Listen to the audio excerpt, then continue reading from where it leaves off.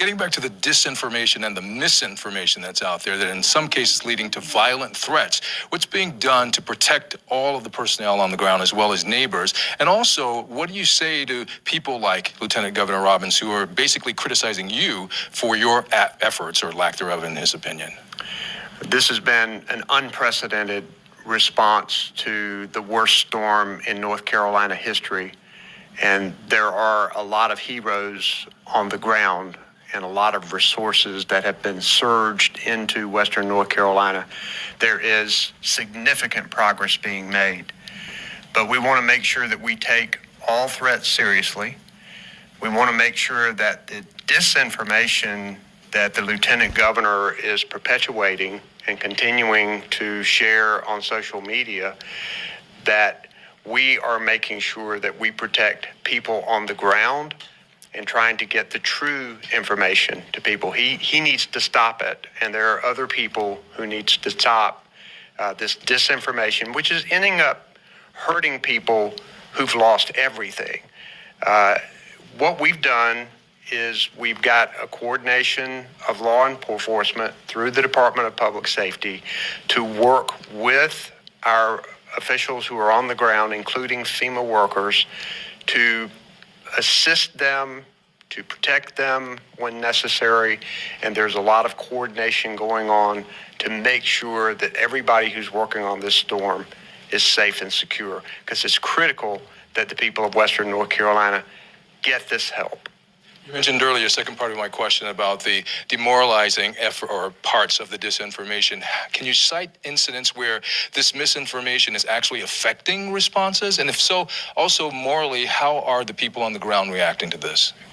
Well, clearly when people assert that help is not coming to Western North Carolina, which is completely untrue, which is a lie, the people who are actually on the ground helping feel demoralized when those accusations are made, because they are working very hard to deliver help to people. And any specific delays in recovery missions or rescue missions because of it? People are working very hard to make sure that they deliver these services. The FEMA administrator had to make a call for a short time over the weekend to stop canvassing in certain areas. We don't want those kinds of things to happen. We don't know how many people are not going to apply for FEMA because they have heard misinformation about FEMA taking their property or other wild accusations that are out there. People who desperately need this help but have been convinced that they should be afraid of FEMA or other government officials. That's something we may never know. And why people need to stop it, because the people that you're hurting are the very people who need the help the most. And quickly, lastly, sorry, but have there been any arrests associated with the disinformation campaigns that are out there?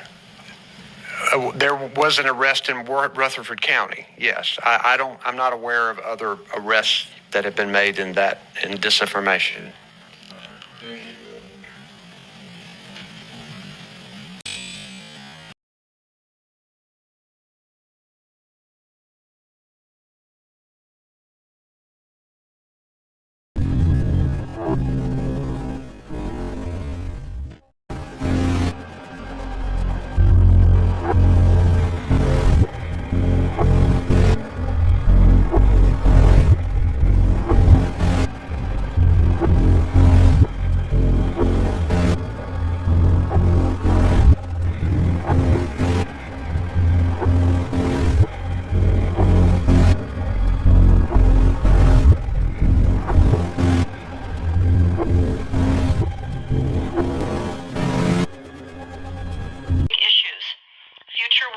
Circa 2025. And as I decided to just flip through it quickly to see what it was about, I was a little stunned on page 4.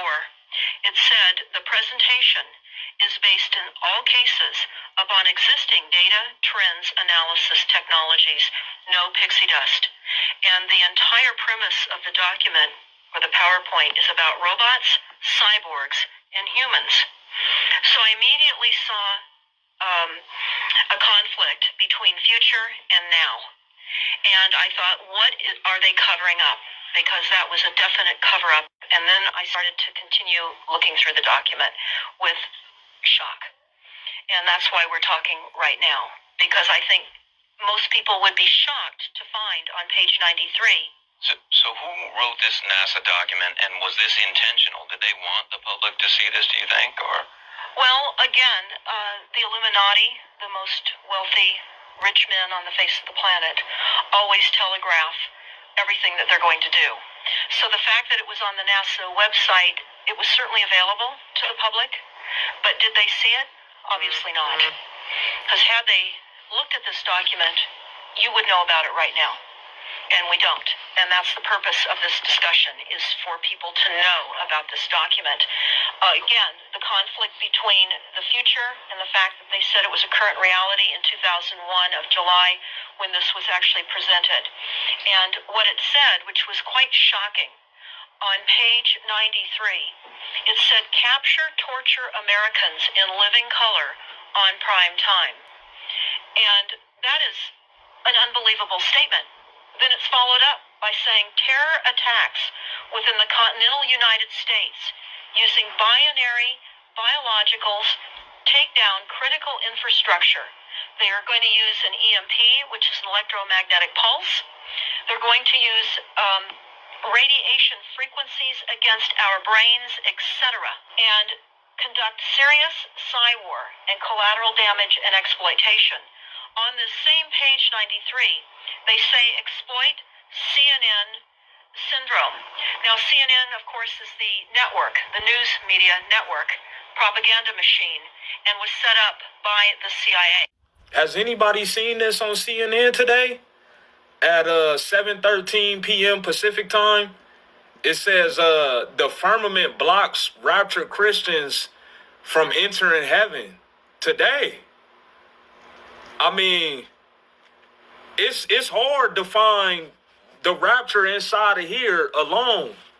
I think the rapture should be postponed, man, until further notice. I think that we should postpone studying the rapture and, focus on the Great Tribulation, because they got blocked today by the firmament. A heads up here for some moves that were just made by the Pentagon that slid under the radar for the most part, and most people don't realize what they've done here.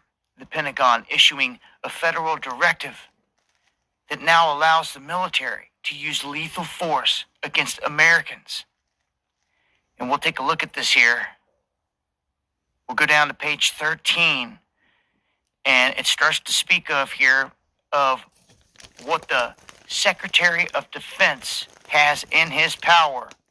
These are the shots he can call Lloyd Austin right here in terms of a decision to approve request for these types of assistances.